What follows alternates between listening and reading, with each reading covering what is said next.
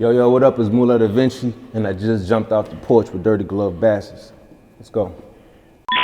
Look, I've been protecting my peace, I keep a crystal on me, I feel. All right, today we got Mulah Davinci jumping off the porch with us today. Yeah, what's good? Nothing much, gang. How you feeling? Everything all good. How you? Chilling, man. It's a pleasure to have you on the porch with us today, for sure, though. Yeah, man, for sure, man. I've been waiting for this. Come on now. I'm coming. We here now? Already. So tell me what you out here working on in Atlanta. Man, I got a couple projects I'm working on right now with some different people and whatnot. So, we just outside in Atlanta, moving around, performing, recording with different artists, networking, just getting with the people, Straight up. So for those who wouldn't know, how would you describe life back at home in Georgetown, South Carolina? I mean, it's real small, man, real small.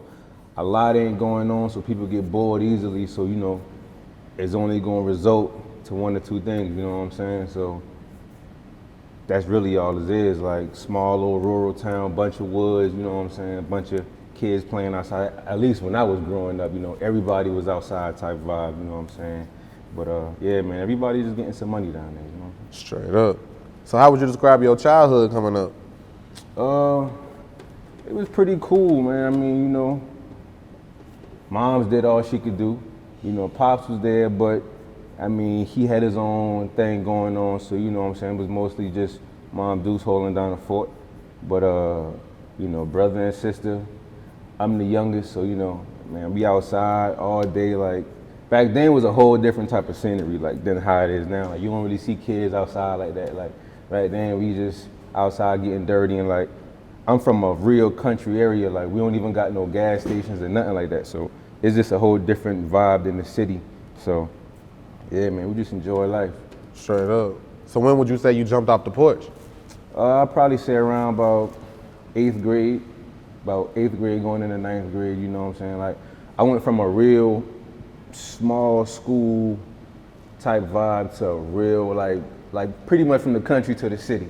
So, you know what I'm saying? Went to a school, maybe had like 300 kids, now we had like 600 kids, you know what I'm saying? Like, just a whole different joint. So, seeing like a whole different lifestyle from different people just was like, okay, now I see there's more money to get out here, so you know what I'm saying? Straight up. 8th grade going to 9th.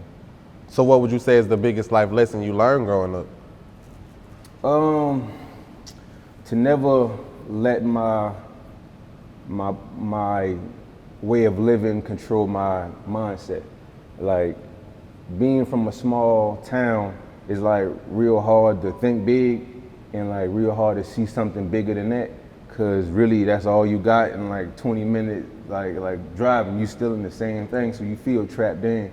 So I feel like me not letting that control my mind, although my body was there, like I think like Hov was like, trap my body can't, you know what I'm saying, trap my body can't lock my mind, you know what I'm saying, some shit like that. So I was just pretty much not letting what I was going through in life control my way of thinking. Yeah. So, you know what I'm saying? Like elevation always been my thing. Straight up. So what would you say is the biggest obstacle you had to overcome so far in your life? I would say separation. Like where I'm from, everybody's cousins. So everybody, you done grew up with them. So it's just like separating from them and going into a whole different realm of people was hard for me. Like I knew I had to, because I always wanted bigger than what was offered to me, but separating from my people was like a crazy obstacle. Like and then getting to know other people, because we so small and we know who we know and we don't deal with other people who we don't know. So me having to get off that like personality and actually network and meet different people, so that was different for me. That's real. So when would you say you started making music? I would say around 8th grade, around about 8th grade, like really start trying to really do like a little mixtape type vibe, you know what I'm saying? So went through high school, little freestyle, little mixtapes and whatnot, and then as far as like really taking shit serious, like came on later in life. So what motivated you to start making music? Just rhyming, like the way of life. Like I always felt like back then, artists wasn't as accessible as they are now. So, you know, a lot of their lives was like mysteries to us. We was like, damn, like, it just looks so fun to do what you love and to be an artist, you know what I'm saying, to be creative. So I feel like what like pushed me to be that, like, man, I'm good at poetry. I know I can do what they do, so why not pursue what I love? So really just seeing their whole mystique and knowing that that's the way that I like to be, like out of sight, out of mind, but in the building, like you can feel when I'm there, you know what I'm saying? So that was my whole motivation right there. For sure. Yeah. Who would you list as some of your musical influences? Oh man, it's crazy. We got Jay-Z for sure, J. Cole, Drake. Can't even leave out Drake, you know what I'm saying? He don't miss. Nas, Beanie Siegel, shit like that. Like I grew up on like up north music. Like although that I was in the South, I grew up on up north music from my older sibling and all his friends. Like they was listening to Wu-Tang and shit, you know what I'm saying? Like I'm in the backseat just vibing, so that's just how like I just started to listen to their music more and more and more. But like Lil Wayne, you can't even leave out Lil Wayne, Hot Boys, Cash Money, like come on man, that was an era right there. For sure. And when would you say you decided to take music serious full time? I'd say around 26. Yeah, I'd say around about 26. Around about 3 years ago. Yeah, around about 3 years ago. Like I fully felt comfortable to say like, man, let me go out there and just try to make something, you know what I'm saying? Like let me see what I can do. And now I'm here. For real. So what do you feel like brings the best out of you in your music? I say just being around different people. You know what I'm saying? Different people bring out different things out of me. Like for instance, like I was just in the studio with this other artist, Sean Cassidy. Shout out to my dog, Sean Cassidy. And like his whole style was just different to me. But I knew that we can make something crazy together. So it's like his style pushed me to get in my bag even more, you know what I'm saying? So I still like the art of competition. You know, it ain't on no like a malicious type wave, but you know, like for example, like I felt like when Cash Money went in the studio, they're like, yo, I'm about to kill you on the mic. Like Wayne probably was telling Juvie like, listen, I'm about to murder you on the mic. And that's just the same mindset I have. It don't be no ill intent, just some friendly competition type shit. For sure. How would you describe your current thoughts on the rap game? Shit, I think it's cool, man. I really feel like a lot of content is coming back to the game. Like at one point, it was a lot of like just like different waves of it, but now I feel like the lyrical content is getting more accepted again. You know, like it's coming back because everything is a full circle. You know what I'm saying? So it's just like it's finally coming back, and that's what I really do. Like I'm big on the lyrical content and whatnot. So what would you say is the biggest risk you took to pay it off? Shit, making investments. I mean, that's the biggest risk. I mean, like putting other things like prioritizing, like trying to get everything together. So people got to understand like the music business is not like cheap. Like the music business is not cheap. Like you can sit there and make a song all day long or whatever the case may be, but when you get in this shit, you realize like the deeper you get in, the more expensive it get. Like it don't get cheaper, it only get worse.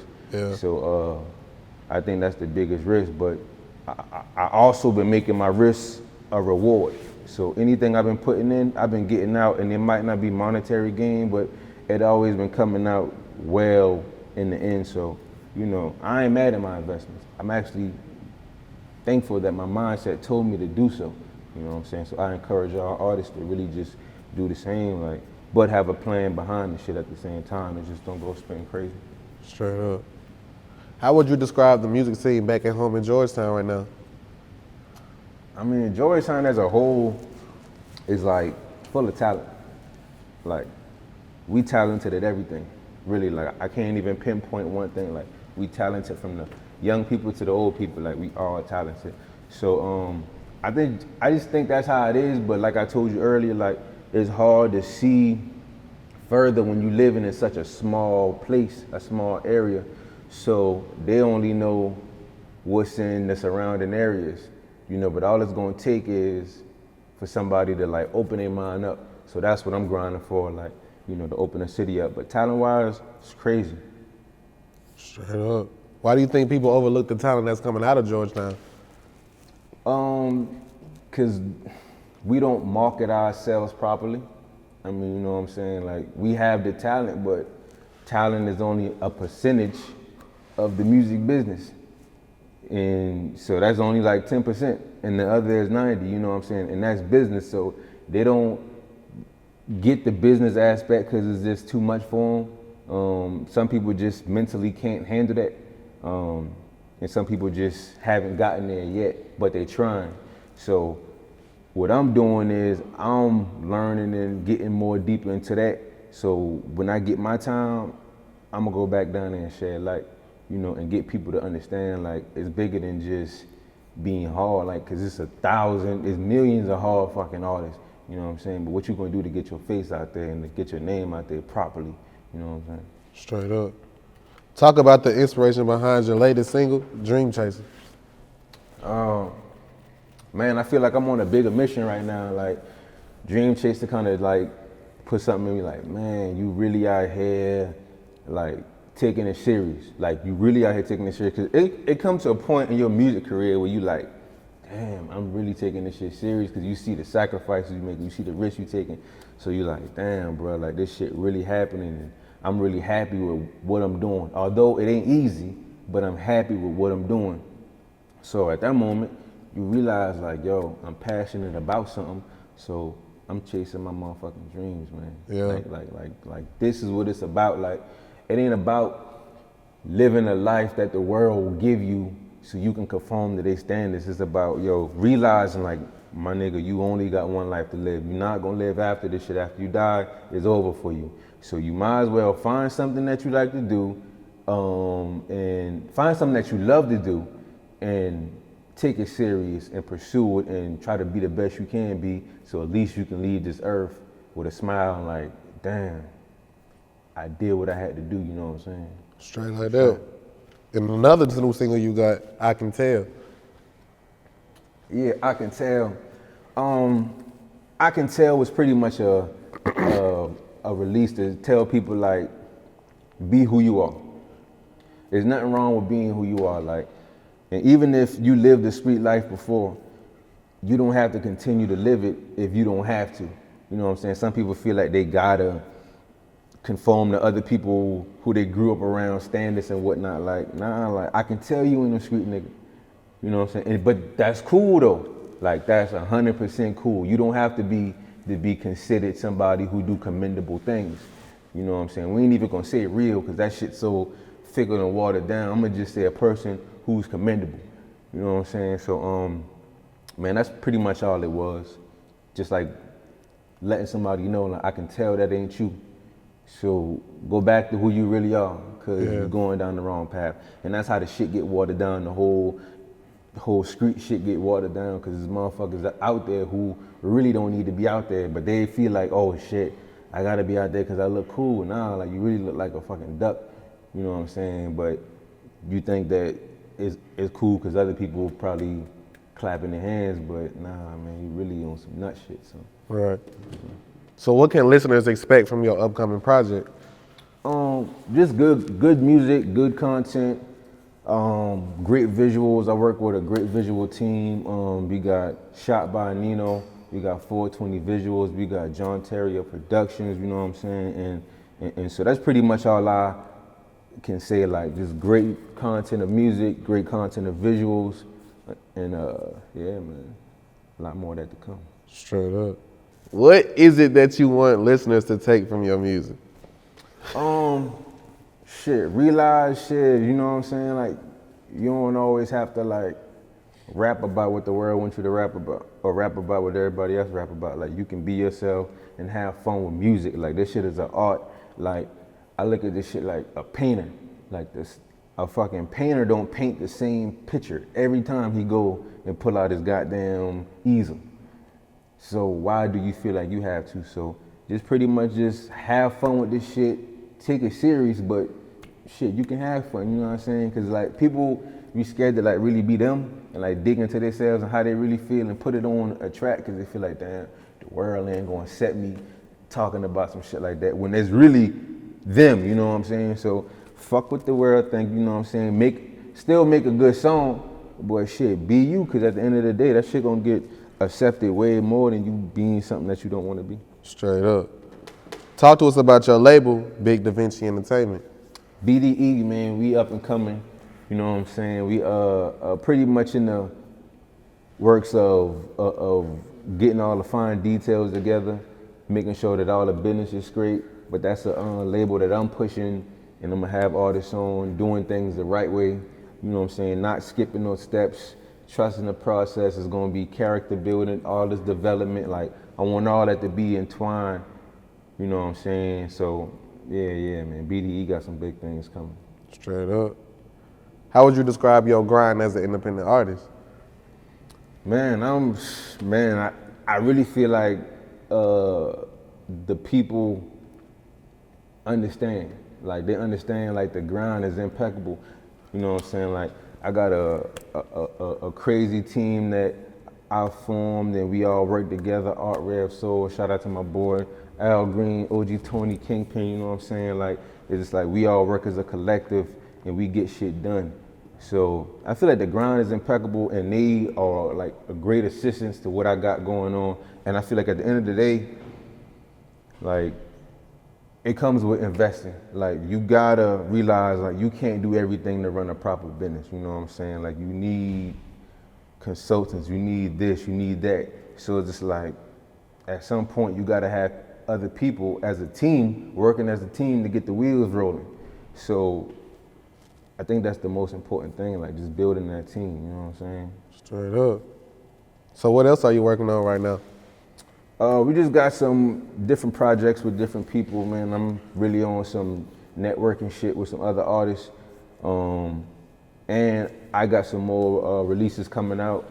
So y'all can check my vlogs out like every Monday. Like I got a new vlog dropping, you know what I'm saying? Like every Wednesday, I got a new piece of content from a song dropping. So yeah, man, I just got some more releases coming out. More performances, you know, more getting with the people, recording, networking. So yeah, that's pretty much it. For sure. Over the next 5 years, what's some of the goals you have set for yourself in your career? Definitely getting BDE off the ground more. You know what I'm saying? Establishing a better business sense. Definitely pushing my clothing brand, Dirty South Calabasas. And that's what I got on right now. So you know what I'm saying? We want that to be a storefront. Actually, we want that to be a franchise. We want different stores around the world type shit, you know what I'm saying? So yeah, man, that's all we pushing. Straight up. Any last words and shout outs? Shit. Make sure y'all follow me on Instagram at Mulah Davinci. Make sure y'all follow my clothing brand at Dirty South Calabasas. You know what I'm saying? Make sure y'all stay focused, get with the shits, and make sure y'all stay tuned, man. Mulah Davinci coming. Straight up. Mulah Davinci, we appreciate having you, gang. Already. For sure. Look, I've been protecting my peace, I keep a crystal on me, I feel the energy, you are an